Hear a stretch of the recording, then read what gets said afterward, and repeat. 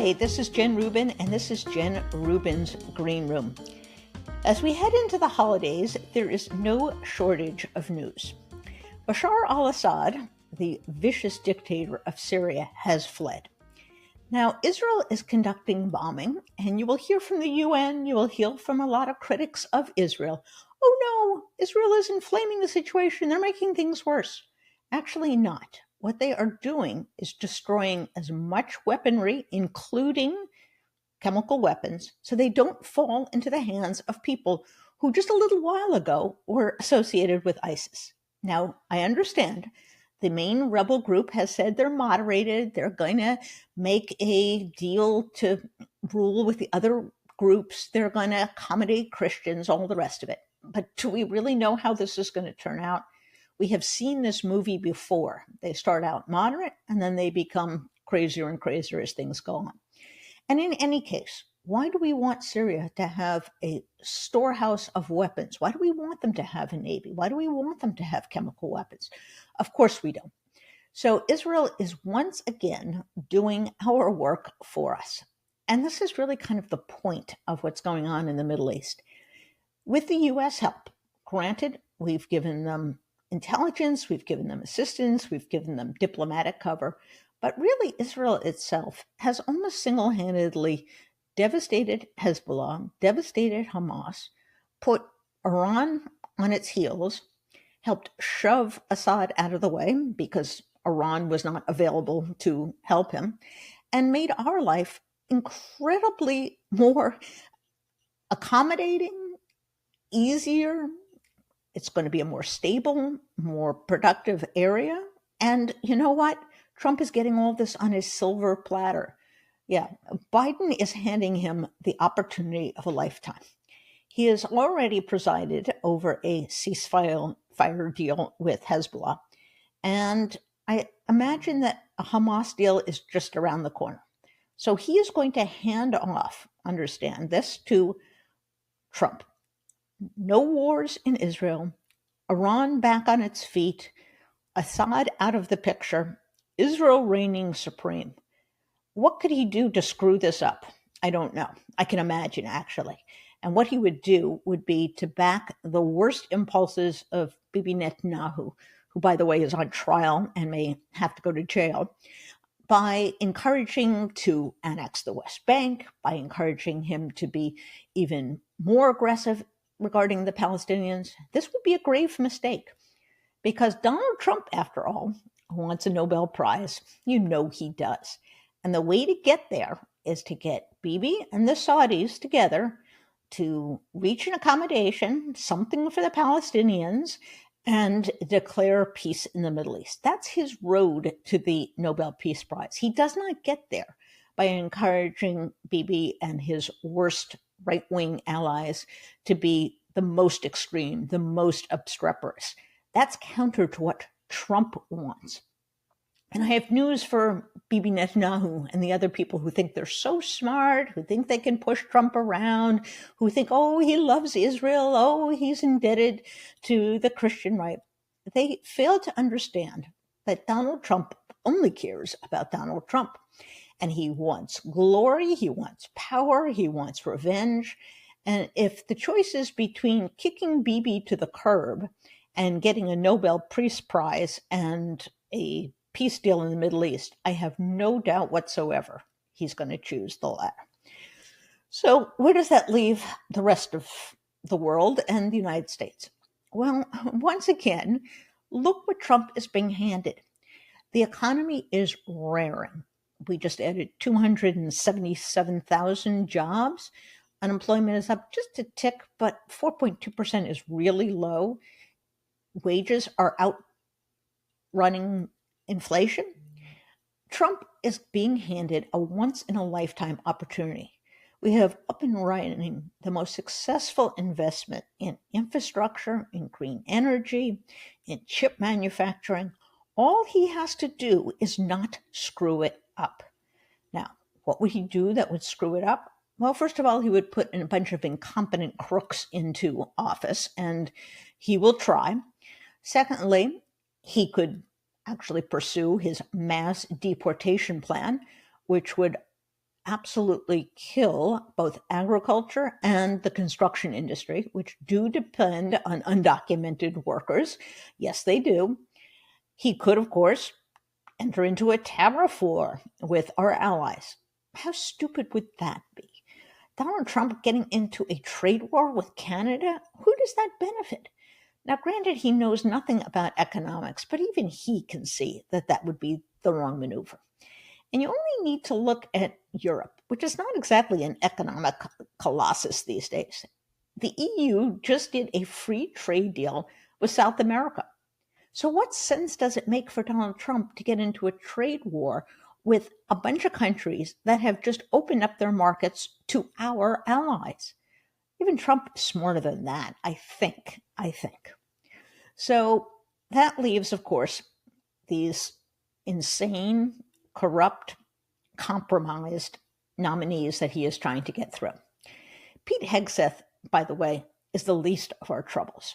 He is morally repugnant, he's unfit, he's unqualified, but that doesn't make him the worst of the nominees. That award, I think, gets split between Kash Patel, who is promising to exact revenge and lock up the January 6th committee people, go after a long list of people. He is a QAnon conspiratorialist, and he would share the award for the worst nominee in the history of the Republic with Tulsi Gabbard.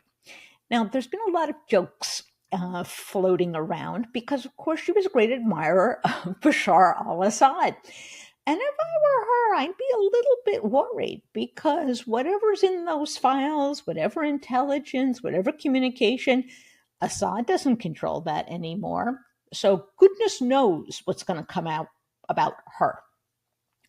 Listen, the Republicans would be nuts to approve either one of these people. And here's why. It's not because they care about democracy. It's not they care about competent governance. If there is a terrorist attack, if there is an assault on the American service people, they will be blamed because they will have put in utterly incompetent, compromised people in important positions, national security positions. They will never live this down.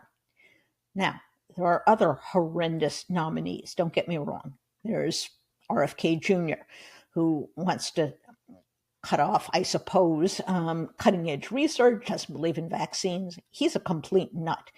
But thankfully, there is an army of medical professionals in Washington, D.C. There are state health professionals. Some of the governors are getting together to make sure they have a storehouse of not only Plan B medication, abortion medication, but also vaccines. In other words, he can be countered. He can be made up for. There is a way of backfilling that space. There's no way to make up for the fact if we're attacked by terrorists or if we preemptively engage in a war in the Middle East that turns out very badly. Those things can't be remedied by other people. There's no governor who's around to save us from that. So Republicans had better think long and hard before they put in intelligence and in national security positions these lunatics. And I have news for them.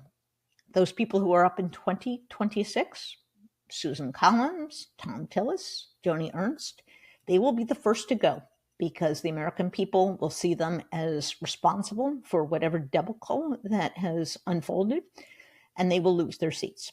So if you can't do the right thing because you love America, because you care about democracy, at least act in your own self-interest. That will be the biggest motivator for Republicans.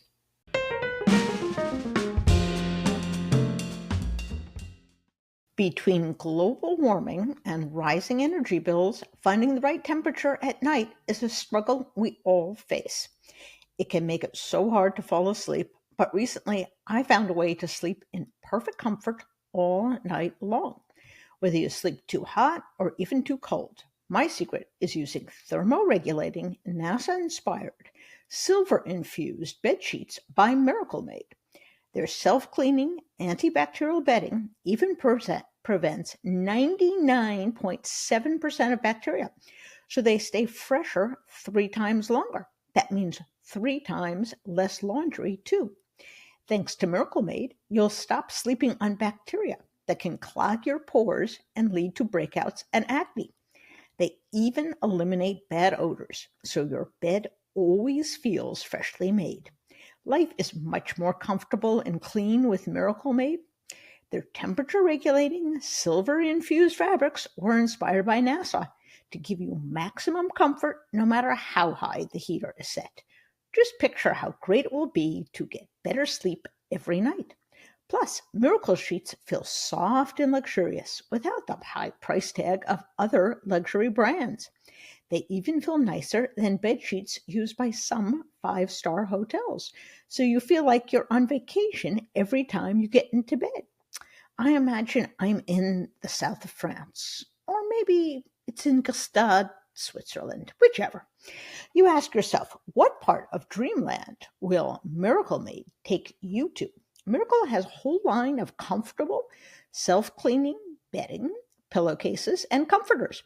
I know you'll love them. So how do you get these things? Go to trymiracle.com/greenroom to try Miracle Made sheets today. And whether you're buying them for yourself or as a gift for a loved one, if you order today, you can save over 40%. And if you use our promo Green Room at checkout, you'll get 3 free towels and save an extra 20%. Miracle is so confident in their product that it's backed with a 30-day money-back guarantee.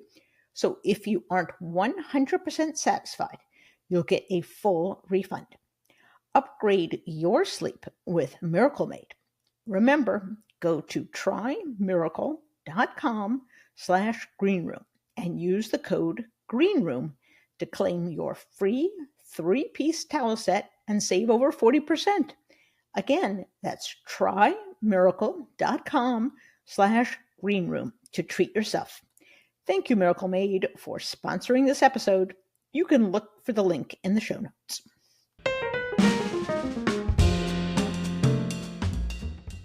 Everybody has a theory about the election. Why Trump won? Was it Kamala Harris's fault? Was it Joe Biden's fault? But frankly, I'm a little tired of that discussion, and I'm much more interested in going forward. What Democrats need to do, what they can do to prepare themselves to win in the future. I think we get the sense that the current state of affairs is going to go on indefinitely.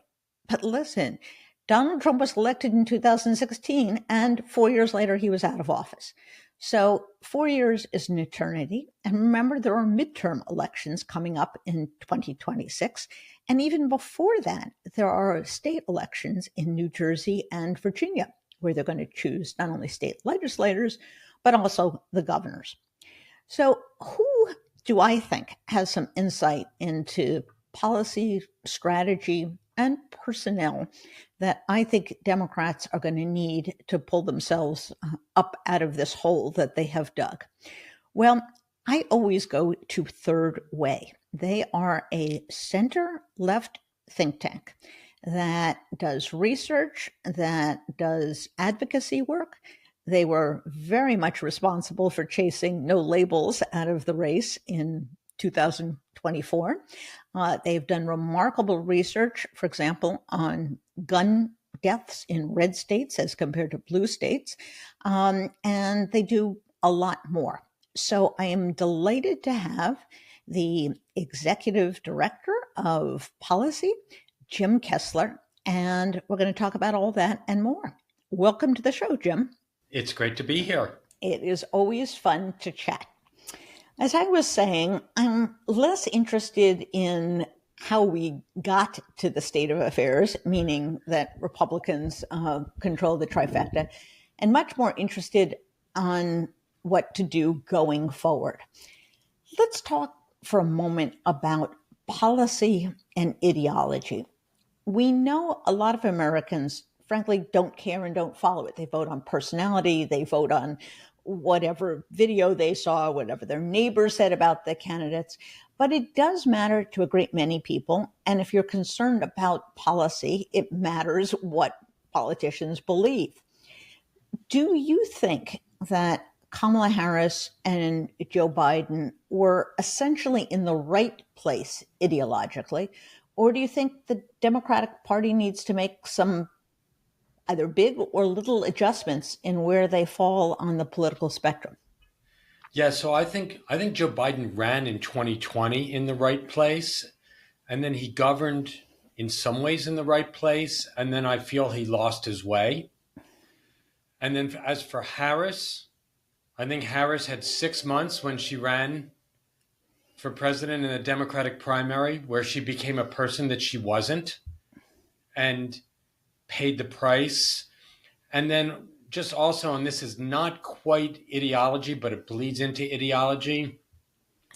I think Democrats as a whole have become a party that's forgotten how to listen. And it talks to a lot of the interest groups, but the interest groups aren't necessarily the people that those interest groups say that they represent. And I think we've fallen into lazy habits. And it came home to roost. And we missed where voters were. Very interesting. Let's break that down. Where do you think Biden was essentially in the right place, and where do you think he may have lost his way and lost momentum, frankly? So I think a lot of the legislation that you have written about quite a bit and that our organization Third Way supported, like the CHIPS and Science Act and the infrastructure bill, definitely part of the American Rescue Plan, other legislation that they did, even the gun and also the gun legislation. I think these were definitely in the right place. Right. I think in a lot of places where they were in the wrong place, it was by omission. Interesting. So, we saw in June of 2024 that when you did the right executive actions at the border, you basically could control the border. And that should have been done years ago. Right. And I also think on the issue of crime, and look, the crime rate has dropped. And I think the Biden policies on crime have been pretty good, which has been funding the police and some gun measures, et cetera. But there were examples of things that are going on in places like Seattle and San Francisco and Portland, where you can make that as an example of something that has gone out of control. And as a president say, this can't continue, and send a signal to voters that you won't tolerate chaos. And I think they didn't do that because they didn't want to offend anybody. And as a result, they lost the middle. What you have described is something that I call a muscular progressivism. In other words, that the American people basically like the government doing constructive things, not taking over industries, but helping private industry get going in the right direction, helping working people to manage their lives more easily. But they also care very much about personal security, which is what you're talking about. They care about it in foreign policy. They care about it at the border. They care about it on crime. And simply citing the statistics back to them did not seem to do the trick, because everybody has a personal experience. They know someone who was the victim of crime, or they go into the drugstore and they see those cabinets that are locked up that drive everyone crazy. That may seem like a small thing, but it's actually a pretty big thing because it's in their face every day. What are the kinds of things? And by the way, I think Kamala Harris got it better in the campaign, certainly than she had in 2018, 2019, and frankly, a little bit better than Biden did during the campaign, because she leaned back into her role as a prosecutor, talked about drugs, talked about crime. What are the kinds of things that Democrats should be saying and doing which convinces the average American that they get it, that they understand these kinds of big and little problems that arise from crime? Right. And I agree with you. I think Kamala Harris really did move in the right direction. I thought she ran, I wouldn't give it an A+ campaign, but it was an A- campaign, which is usually good enough. And she was also carrying a lot of anvils behind her. Right. Some of her own making from 2018, 2019, some not of her own making. Look, I think part of this is you have to acknowledge what voters are experiencing. And I know in this town, I was hearing from definitely retail organizations about like shoplifting being a huge problem. Yep. And then, of course, I can just walk into the CVS in Silver Spring, Maryland, and or the Safeway in DC, and it's like it's almost on lockdown, Yep. these places. So one of the things is like, don't deny people's personal experience. Right. The other thing I'd say is, I think Democrats have fallen into the habit, and it's not a bad thing. It's just they're overusing we're the party of the future muscle. Yeah. So you look at all the things like infrastructure, the CHIPS bill, investing in kids, investing in prevention, investing in schools. It's all about the future. And you have to realize also when you're in a right now election, and it's gas prices and grocery prices and the feeling that crime is on the rise, and the feeling that the border is out of control. And we did not balance what we're looking for the future and what people are experiencing right now. This was a right now election. That's fascinating. What you were saying really gets reflected in the best of the Democratic candidates. I did an interview recently with Tammy Baldwin, and she talks about going to counties and reminding them, hey, I was the one who got you the small business loan to help you get through the winter where there wasn't enough snow for the snowmobile business. I was the one who helped make sure that Obamacare allowed you to keep your child on the insurance plan until age 26. In other words, there's a level of granularity, particularity that some Democrats understand and know how to communicate. Can you scale that up? Can a presidential candidate do it? Can a governor do it to really kind of get down to the nuts and bolts so people know what you're talking about, as opposed to a generic term of, helping the little guy or helping Right. farmers? Do they need that level of specificity? They do. And look, Tammy Baldwin is someone who was never favored in an election. Right. Okay. So she's like, look, I'm gonna have to work harder than everybody else, and I'm gonna have to make this case. And I'm under no illusion that under the best circumstance, I win by 3 points. Right. So she plays a different game. Now, I worked for Chuck Schumer for 8 years, okay? 6 in the House, 2 in the Senate. We did Sunday press conferences pretty much every Sunday. And every one of those Sunday press conferences was on an issue that touched people and that you would never know if he was a Democrat or Republican, like the high price of cereal, Right. Or lab rats escaping out of some facility in Queens. And so Schumer had this saying, no problem is too big and no problem is too small for me. And I think you need to be there on that. It's interesting you should say that. I'm sure you remember Ronald Reagan, who had his weekly radio address. Granted, Democrats are out of power, but shouldn't they create some new listening habits, kind of be more present in the conversation?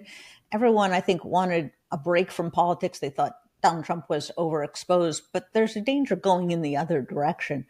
What are some ways, do you think, that they can stay present in people's minds without annoying them, and make sure that the average person understands the little things and the big things that they're doing? Yeah, so I think they need to get out. I think you need to get away from the groups. Okay. I think you just, polling isn't listening and talking to the groups isn't listening. Right. So I think going out there and doing some listening. The other thing is this. We have a huge problem in the interior of the country. So there are 19 states that touch the Atlantic and Pacific Ocean. Kamala Harris won 14 of those 19. There are 32 states that do not. Kamala Harris won 6. Trump won 26. 2 of them that we won were Vermont and DC. DC is not really a state.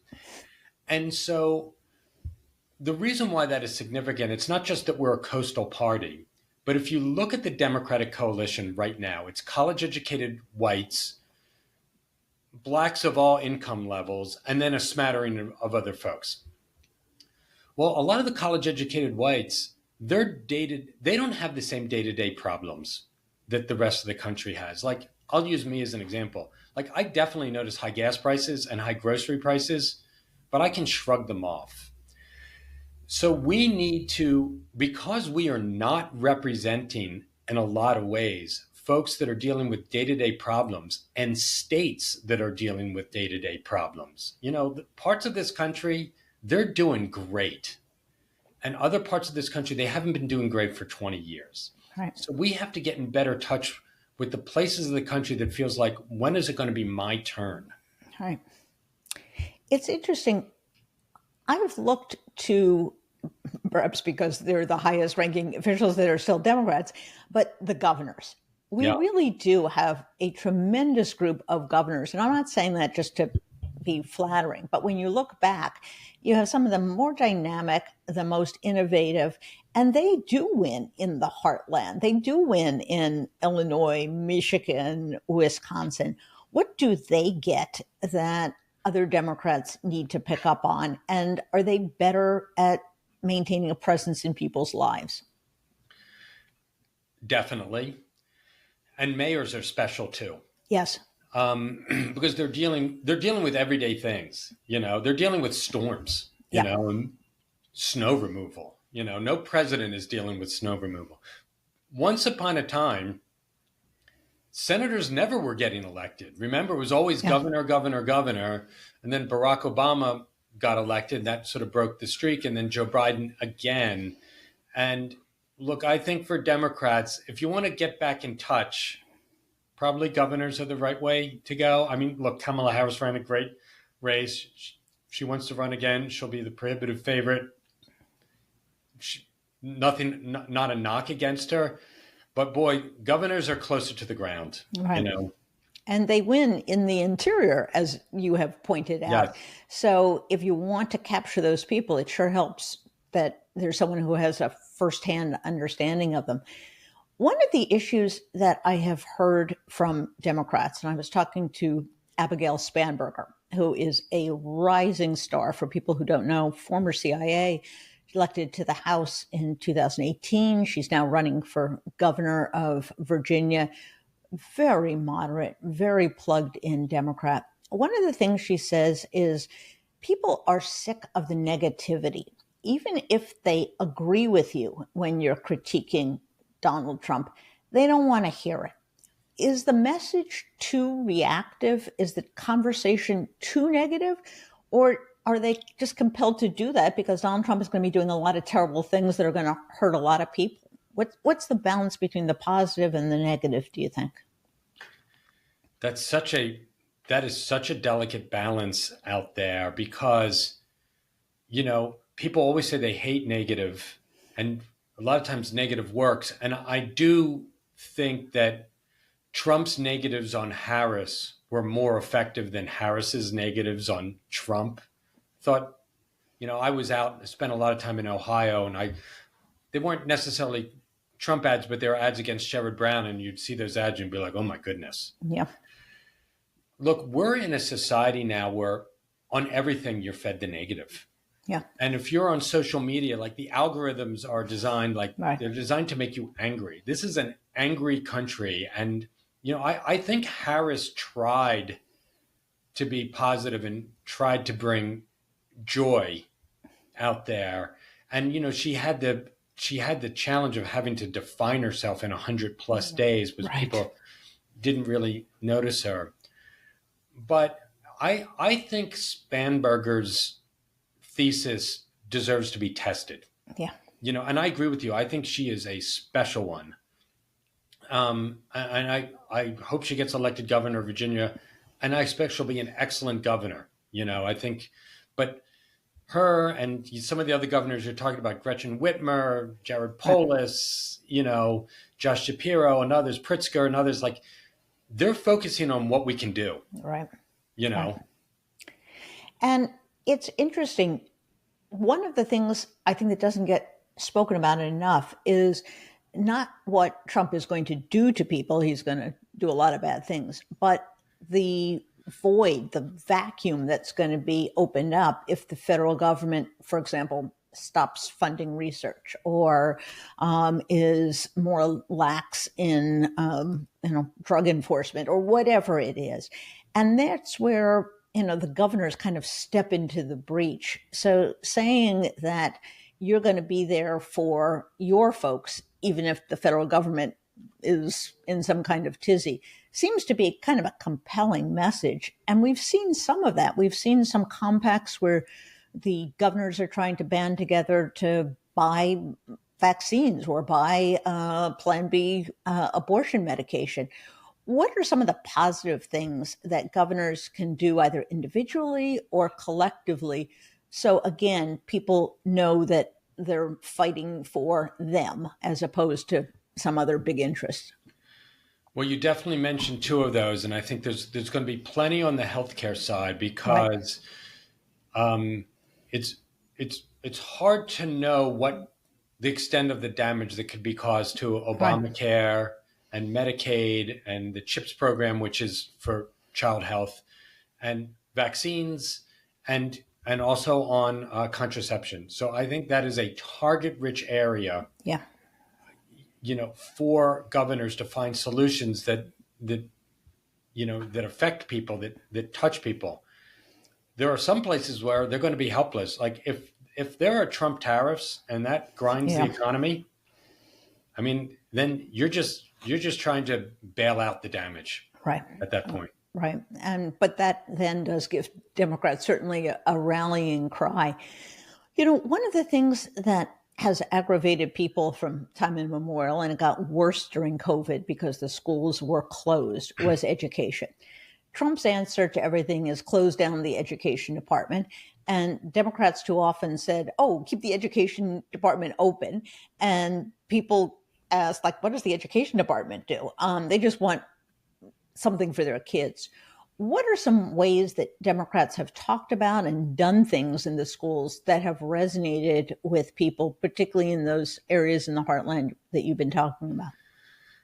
Well, I think just going back on what you said, I think one of the places where the Democrats missed an opportunity under Biden was to be the party of trying to reform government and make voters feel that we were answering their concerns about government that is not just big, but maybe lazy and sloppy post-COVID. Yeah. And, whether it's like people working from home in the federal government and getting more people coming to work, but also ways in which voters were convinced, we're going to try and make sure you get $1 worth of government for $1 worth of taxes. I think that was a missed opportunity for us. Look, the Department of Education sends a lot of money to local school districts, particularly on areas like special needs kids, low income kids, of course,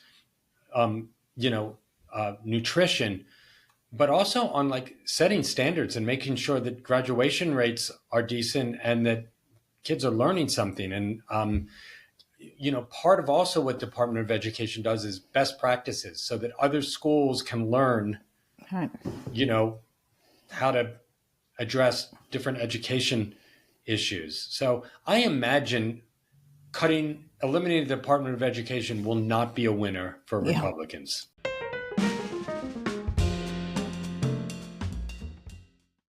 With HelloFresh, you get farm-fresh, pre-portioned ingredients and seasonal recipes delivered right to your door. There are no trips to the grocery store, no planning, no menus, no grocery lists, and no wasted ingredients. So count on HelloFresh to make home cooking easy, fun, and affordable. That's why it's America's #1 meal kit. You'll feel great knowing that every HelloFresh recipe includes high-quality, sustainably sourced ingredients. The produce comes fresh from the farm, and it tastes so much better when it hasn't been sitting on the shelves for weeks. Plus, HelloFresh makes it easy to save valuable time during the busy holiday season by eliminating trips to the grocery store. They have something for everyone, with over 100 add-on items that you add to your weekly box, like quick breakfasts, packable snacks, and beverages, and more. With so many options, you'll always be ready to whip up incredible meals for any occasion. I will say, having just broken my wrist, HelloFresh was a lifesaver. No measuring, no scooping. I just open the packages, put the ingredients together, and cook. It was the easiest thing possible. But even if you're not in distress, you'll get a wonderful meal for the holidays, and you can actually talk to your guests. You don't have to be in the kitchen slaving away all day long. You don't have to go to the grocery store. It's so convenient. So this is how HelloFresh works with your schedule. Their plans are flexible, and you can change your meal preferences, update your delivery day, and change your address with just a few taps on the HelloFresh app. I'm so glad I started my subscription, and I know you will be too. Don't wait. Right now, they have a special deal for you. Get 10 free meals at hellofresh.com/free green room, applied across 7 boxes. New subscribers only, vary by plan. That's 10 free HelloFresh meals. Just go to hellofresh.com/free green room. Everyone can also look for the link to HelloFresh, America's #1 meal kit, in the show notes.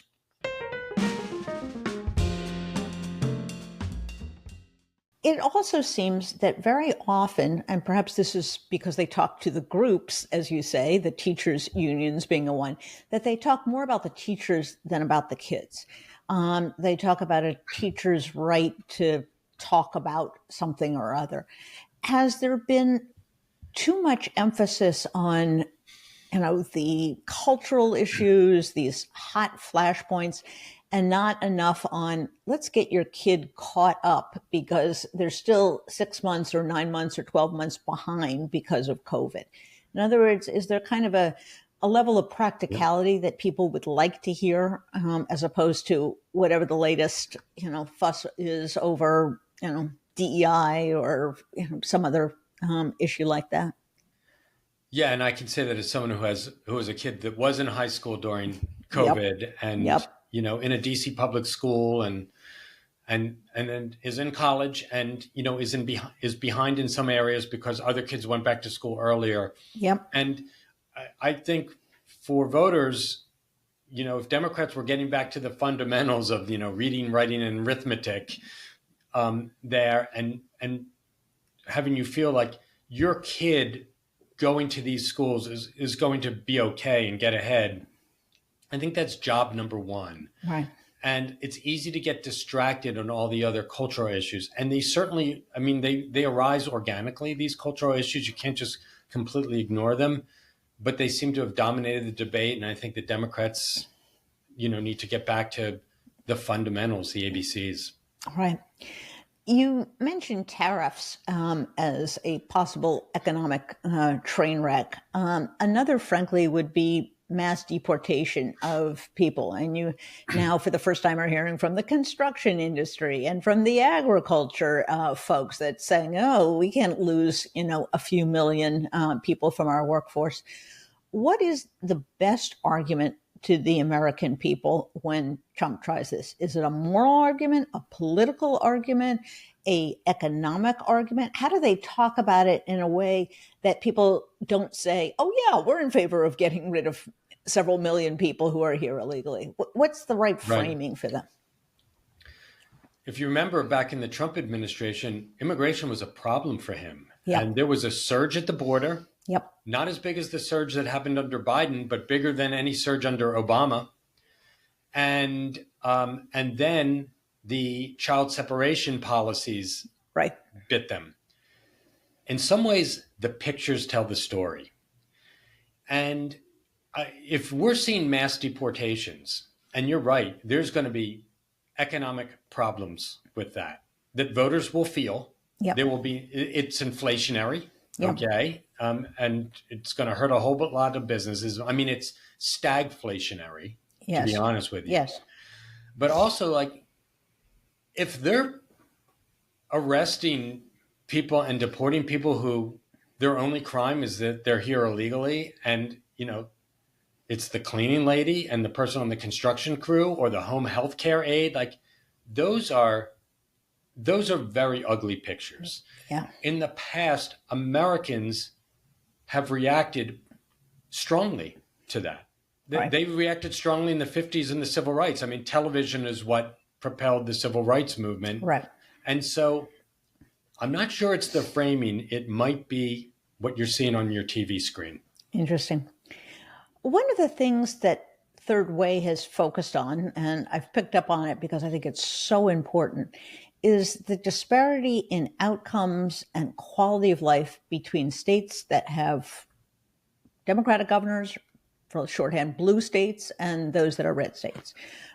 You guys have done phenomenal work on the gun issue and on murder rates. But really, when you look at it across the board, whether it's longevity, whether it's child poverty, there is such a difference between what Democratic governors produce and what red states produce. I don't think that's very well known, both to the people who are in red states who just think that's the way things have to be, or frankly, the people in blue states who understandably always have some complaint or another. What's the best way that people understand that the choice of governor matters, that you get radically different outcomes depending upon who's running your state? How do you communicate that? Yeah, and going to the murder rates, like red states have had higher murder rates than blue states for 23 consecutive years. And most people do not know that. No, they don't. When I said that, I was at a congressional hearing and I said that, I mean, people reacted like I said, like, well, you have three eyes. Like They thought that's absolutely impossible. Mississippi has a murder rate 4 times that of New York City. Yeah. I mean, it's crazy stuff. It's interesting because I think Republicans do a fantastic job of distracting voters into, looking at some other issues that like really raise your emotions. Yep. And may in some way have a direct impact on you, but not so much so. I think they did a great job with like trans kids in sports. Right. That's let's face it, it's not affecting that many people in the world. And they become very emotional issues, and like we're talking about murder rates, and maybe you and I are comfortable with that because we love long algebra, long division. But yeah, and I do think also, I've been on a lot of conservative media and talked about, let's say, murder rates, and they say like, yeah, but that's happening in blue cities and red states. I'm like, well, blue states have blue cities too. Right. Right. I just think that people's lived experience, they're guided by that, and they're not, if they're feeling it, they don't seem to be feeling it. Mississippians, I guess, don't feel afraid. Yeah. But they feel afraid if they were in New York City. Yeah. It is hard sometimes to communicate what's real and what's not. And that raises really an issue that did get some attention during the campaign, is getting a lot of attention now among Democrats, and that is where they communicate. You have a very few handful of people who will go on Fox, for example. Pete Buttigieg is sort of the model. I'm one of them. And you're one of them. Do they have to be more heterogeneous in the media that they interact with, whether it's podcasts, whether it's right-wing media, whether it's online groups? Have they kind of gotten obsessed with, going on Face the Nation and to the exclusion of other things? What's the best way to be able to reach the most people, which is what a politician needs to do? So I do go on Fox. I've gone on Fox a lot. And I've talked to other Democrats about going on more often. And I have to say, like, it's hard to go on Fox. As a Democrat going on Fox, I remember the first few times I did it, it's like, I'm going to outsmart these people. And instead I got mowed over. Yep. Like, you really have to prepare. You have to be good. You need a strategy going in. They'll take you down. So it's an unpleasant experience. And then you get all sorts of crazy stuff emailed to you, and sometimes you get the phone calls and that sort of thing. So it's you need a stomach for it. But I think Democrats we're the legacy status quo institutionalist party right now. We need to break out of that, Right. And so there are a lot of rebels out there. Like, let's just say Joe Rogan. I don't love Joe Rogan. I don't support Joe Rogan, whatever. But like, I wish we were on Joe Rogan more. Like, we need to engage. Right. And the world has changed, and we're still stuck with face the nation, and we need to expand our reach. And it's also important, like when you go on these shows, like I go on Fox a lot. I don't love it, but when I'm in the green room and I'm listening to Fox for 45 minutes before I go on, like I have a great sense of what Republicans are going to be doing. Yeah, exactly. And what voters are saying. They are predictable, if nothing else. And you really do begin to develop, a way of combating that the more you listen to them. The DNC is just beginning a campaign for its chairman. And I've been quite open about the fact I think Ben Wickler, who's the chairman of Wisconsin, is a great candidate for that.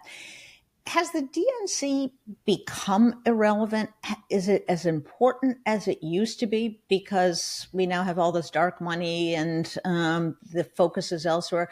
Or could it play a bigger role in the things we've been talking about, communicating, focus, really a sense of presence in people's lives? Could it do more than it has been doing? If we have the right person. And I agree with you. I think Ben would be an excellent choice. We need someone from the interior of the country. We need someone who has a vision for what a party apparatus can do. And, he was chairman of a state party. Right. I thought, look, I didn't support Howard Dean when he ran for president, but I thought the way he was as chairman of the DNC, he had a vision that said, like, we're going to compete in 50 states. Right. And in 3,128 counties, and we're going to be everywhere. And like, I thought that was a vision, a legitimate vision. So the party's not relevant. The DNC is not relevant when you have the presidency. Yeah. But it becomes much more relevant when you don't. Interesting. And so I think it can set a tone and a direction for the party. I just want to say just one more thing on this. Like, Kamala Harris, she won 226 electoral college votes. If she'd won the 3 blue wall states, that would have gotten her to 270. Okay. In 2032, based on the census, her same states plus the 3 blue wall states gets her to 256. Yeah. Okay. So we better start thinking beyond our narrow map of how to get to 270 pretty soon, because we're going to have to start winning in places where we're not only not winning very often now, but where we're losing by a pretty good margin. Right. And so, like, I think the right chair can help do that. Interesting. One of the things he talks about that I have seen up close, because I've been to Wisconsin more times than I ever imagined I would be, is the notion of a permanent campaign. And I think what he means by that is building on each win. If you have a state Supreme Court race, you got to win it because that's going to determine redistricting. You then got to win those races. In other words, to keep the momentum going rather than having to reinvent the wheel every time out. Do you think that's possible to spread that kind of mantra to other states so that you keep the core of active volunteers, you keep people engaged to continue to press the issues? I think it's a good idea to do it because not only are you keeping voters engaged, but you're communicating with voters, and that's going up and down the chain. Yeah. And that's, I think, part of the active listening that I feel that Democrats have to do. And I would also say that, Democrats are really focused on winning 2 years from now, 4 years from now. But I think really starting about 50 years ago, Republicans were focused on winning 10 years from now, 20 years from now. And they planted a lot of seeds in a lot of different places that, are bearing fruit today. Now it is a wholly different Republican Party than the one that was envisioned in the 70s and 80s when this was really happening. Right. I think it is a perverse version of that. But they've done very, very well at the local level and of course, now at the national level. Right. When you look around the country, I try to call attention these days because it's kind of dismal at the national level and say, here's a handful of people that are really doing a great job. Keep an eye on them. I mentioned Abigail Spanberger.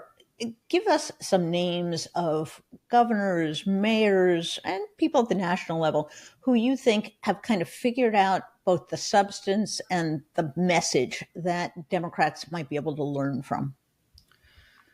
I think Justin Bibb, who's the mayor of Cleveland, is an interesting guy. Interesting. Young, African American, really trying to rebuild the city. I think he's interesting. I think Richie Torres is very interesting. Congressman from New York. Yeah, from the Bronx, and very smart, not afraid. You mentioned Abigail Spanberger for sure. Alyssa Slotkin, who just got elected in Michigan. Right. Excellent. And someone who I hope will be a pain in the ass in the Senate. Right. Even to my former boss, Chuck Schumer, those are some of the names that come to mind for me. Right. No, I agree. And I like to tout that three of the people that I featured in my book on women coming back after the 2016 race were Mikey Sherrill, who is now running for governor of New Jersey, Abigail Spanberger, and Elise Slotkin. Yeah. Coincidence? Maybe. But, listen, you could tell that these people were stars from the get-go. They have a certain command. And I think this background in national security, even if they're not talking national security, that I think gives people some confidence. It exudes a certain stability, a certain awareness that there are dangers out there. And I think women with national security backgrounds in the Democratic Party are pretty golden. So I would encourage people to keep an eye on that. Let me close on this. Are you optimistic in the short run that Democrats can figure this out? Are you pessimistic in the short term? What's your kind of general outlook and how we can begin this process? It's a long process, as you said. It's not going to be done in a year, an election.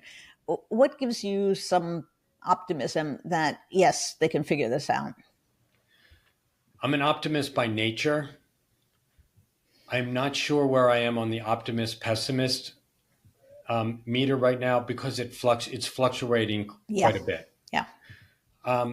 I know that Democrats will eventually figure it out because we've done it in the past and we will in the future. What I'm not sure is if we need to take another drubbing first. Oh, gosh. Yeah. Or we get smart right away. Right. Right. I think that's an excellent note to end on.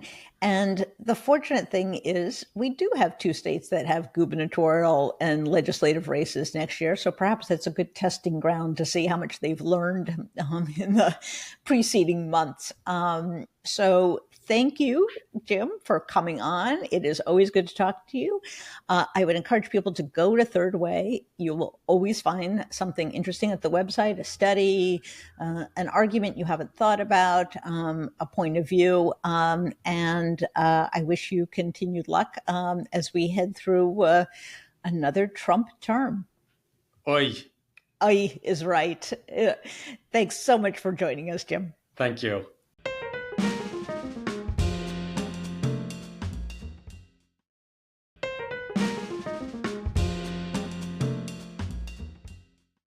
And that was Jim Kessler. I told you he was a smart guy.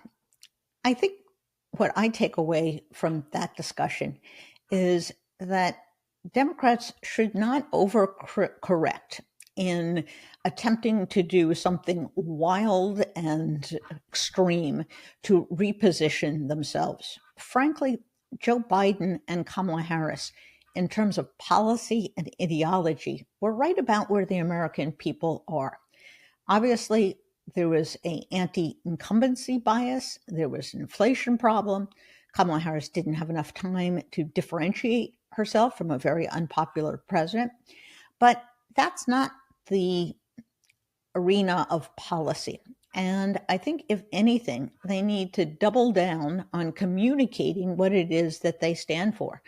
They stand for important and useful programs like the Infrastructure Bill, like the Chips and Science Act, like the Inflation Reduction Act.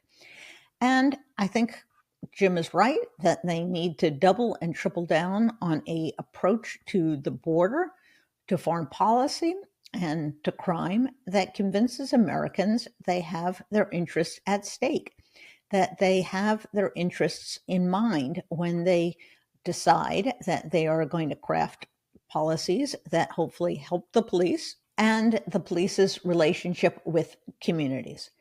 So let's hope that in the months and years ahead, Democrats take that advice to heart. They need to develop candidates from the heartland, I think. They need to do a much better job communicating to all sorts of people.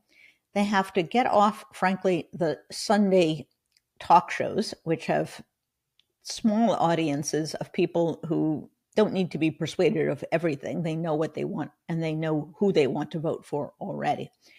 They need to figure out how to communicate with the larger American public. And if they do that, and if they are able to tie Trump and the Republicans to the bad things that are going to happen because they have bad policies in mind, then I think they're going to pull themselves out of the slump, and I think the country will be fine. So a absolutely vigorous opposition to Trump, touting the accomplishments of skilled Democratic governors, and finding candidates who are appropriate to their districts and their states for 2026. That should be easy, right? Well, easier said than done. Let's wish them luck. If you enjoyed this program, you enjoyed our other programs, please tell your friends. They can follow us wherever they get their podcasts. Bye-bye.